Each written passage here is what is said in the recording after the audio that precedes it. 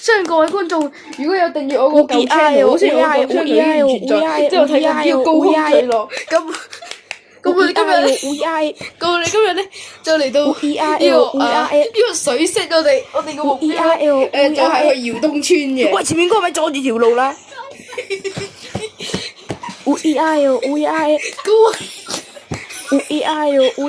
咁我哋一開始墜落啦。前面嗰個唔係阻住條路。收聲啦你！收聲啦你！收聲啦你！非常之大，我哋而家咧喺度穿越緊呢個大氣層。我哋要降落喺耀東村度。耀東村。耀東村。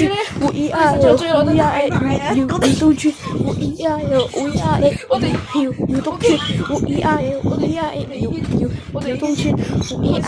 超級快咁墜落緊。耀東村。仲遇到地震。